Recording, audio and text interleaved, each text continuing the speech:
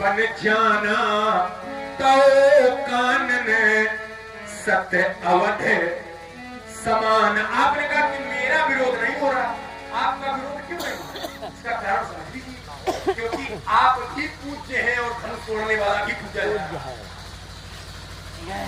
समझो, बात पूरी होने दो। मैंने आपको ये कहने के लिए स्थान नहीं छोड़ा था। आप कैसे पूजे? तो कहा अस्वस्थामा बलिर्व्यासो हनुमानुश्च भीषण। और सामान्य नहीं है, ये राजा जनक का बड़ा भैया। चलो ठीक है, बढ़िया बढ़िया। हम बड़ा विचार करके आए थे कि आप आ रहे हैं, और आपको हमने हठात इसीलिए किया था कि विगत वर्ष में आपका शुभागमन हुआ था। हमने कहा 2 वर्ष बड़ा हुआ है, अब की बार हमें हमारे अनुकूल कुछ मिला है वातावरण, तो उसका महत्व है। इसको एक आपकी तक मैं सब बातों को छोड़ूंगा, क्योंकि ये चलवा रहे हो। इसलिए आपने कहा कि अच्छाई को बताया जाता है कि छुपाया जाता है, किससे? आपने एक चौपाई पढ़ी थी बालकांड के प्रथम की, क्या थी व्यास जी? क्या थी चौपाई? वो परशुराम जी ने पढ़ी थी। साधु चरित शुभ चरित है कपासु, और निरस विशद गुण में फल जासु। जो सही दुख पर छिद्र दुरावा छिद्र।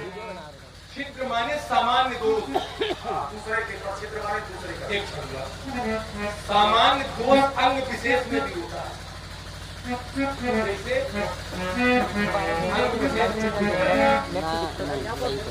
अंग विशेष कुछ ऊपर नीचे, कुछ घटा बढ़ी है। तो कपास का धर्म ये होता है कि जो उससे कपड़ा बनता है, व्यक्ति वो पहनता है, वस्त्र पहनता है, तो वस्त्र उसके वो दोष छिपा लेते हैं।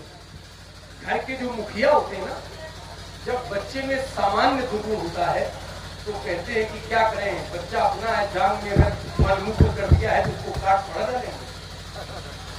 पर जब वही बच्चा कोई राष्ट्रीय स्तर का काम करता है, जिसमें राष्ट्रद्रोह का अपराध लगता है या पाप लगता है, तो महाराज यही माँ कह देती है कि जा, ये मेरा पुत्र नहीं है, ये तो देशद्रोही निकल गया। मेरी कोख को इसने आज लात मार के ये काम किया है, इसलिए इसका भी मुझसे कोई तादाद नहीं है, कोई संबंध नहीं है। और देखिए, साधु जब अति संयोग की अधिकता देखते हैं कि पाप की अधिकता हो गई, तो साधु छुपाते नहीं है। मैं आपको प्रमाण दे रहा हूं, साधु बता देते हैं। कैसे बता देते हैं? एक चौपाई हमारी आपकी लाई प्रमाण की है, और प्रमाण कहता है, क्या कहता है? एक दुष्ट था और साधु का वेश बना के छुपा था, और एक साधु महिला थी, तो उसने कहा, क्या कहा? कहा मुनि ना होए, मुनि ना होए यह निश्चय घोरा, अमान हो सत्य बचने कपि। हो गया? वही तो मैं समझ रहा होगा। अभी तो तुम बता रहे थे 7 लोगों में आप प्रातः स्मरणीय हो, अभी भी कहा तुमने। तो ये मुनि तो है ही, वो नहीं है जो उदाहरण दे रहे हो, प्रमाण दे रहे हो। ये देखो सामने खड़ा कौन है, इसका भी ध्यान रखिएगा। अरे बिल्कुल पूरा ध्यान है, तुम रहे हो बिल्कुल ध्यान है, ध्यान रखिएगा। तो जो प्रमाण दीजिएगा वो दीजिएगा। ये निशाचर है, अगर निशाचर है, मुनि के रूप में है, तो इसके पहले तुमने कहा कि प्रातः स्मरणीय हो। अस्वस्थामा बलिर्व्यासो हनुमानस्य विभीषणः कृपा परशुरामस्य सप्तते चिरंजीविनः। अभी भी तुमने कहा है, हम तो प्रातः स्मरणीय तुमने कहा है, तो इसलिए तुम्हारी बात यहीं से ये समाप्त हो जाती है। मैं मुनि हूं, मुनि का वेश धारण किए हूं, ये मानना पड़ेगा, और इसको तुमने स्वीकार भी किया। अब आइएगा, इन्होंने कहा कि विरोध इसलिए नहीं हो रहा है, इसलिए विरोध नहीं कर रहे हैं। आप लोगों ने ध्यान नहीं दिया होगा। बोले इन लोगों के लिए धनुष तोड़ने वाला पूजनीय है और आप भी पूजनीय हो, यही तो उत्तर किया था। दोनों पूजनीय है,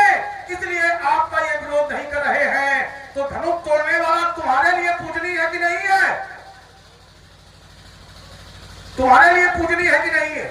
नहीं का मगर सकेगा। और परशुराम,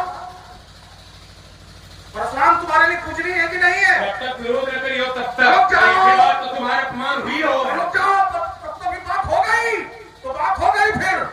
अब देखिएगा, धनुष तोड़ने वाले को हमने अपमानित किया है तुम्हारी दृष्टि में, तो तुम कान ठोक रहे हो। और इनकी दृष्टि में क्या है? इनकी दृष्टि में हम उसको दूसरी दृष्टि से देख रहे हैं क्या? क्या ये सुन नहीं रहे? जिनकी दृष्टि में धनुष तोड़ने वाला पूजनी है, इन लोगों ने भी सुना है। सुनो राम जय शिव धनु तोड़ा बाहु समय सोरे कुमोरा। इन लोगों ने भी सुना है, जिन लोगों के लिए धनुष तोड़ने वाला पूजनी है, जिसको ये छिपा हुए हैं। तो राजकुमार लक्ष्मण, जब तक तुमने कहा कि विरोध नहीं किया है, विरोध नहीं किया है, अच्छा प्रातः स्मरणी का विरोध करना चाहिए क्या?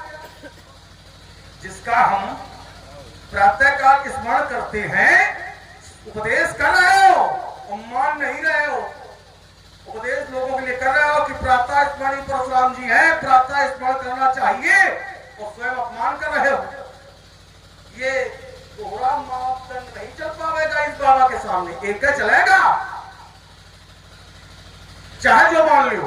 तो फिर देखिए, हमारी बात है, इन लोगों के लिए पूजनी वो है, तुम्हारे लिए पूजनी है, और मैं उसका विरोध कर रहा हूं, यही तो हमारी बात है। तो जब मैं उसका विरोध कर रहा हूं, तो फिर हमारा विरोध होना चाहिए कि नहीं होना? जैसे तुम कर रहे हो, जैसे तुम कर रहे हो, ऐसे इन लोगों का विरोध होना चाहिए कि नहीं होना चाहिए? क्यों नहीं कर रहे? एक अठारी मैंने पढ़ी थी और हमने प्रसंग से जोड़ करके दिया था। 14 भुवन एक पति होई, अभूत द्रोह है तिष्ठे नहीं सोई। 14 भुवनों का स्वामी एक पक्ष में हो और जीवों का यदि विरोध हो जाता है, त्रैलोक उसके पक्ष में है, तो हमारा विरोध होना चाहिए जैसे तुम कर रहे हो। अलविदा। देखिए, आपने कहा 14 भुवन एक पति होई, भूत द्रोह तिष्ठे नहीं सोई। बोले अगर 14 भुवनों का स्वामी हो और जीवों का विरोध हो जाए, संभव नहीं है। इसका अर्थ पहले ठीक पढ़ो आप। ये जिससे कहा जा रहा है वो राजा है, और राजा सर्वदेव में होता है।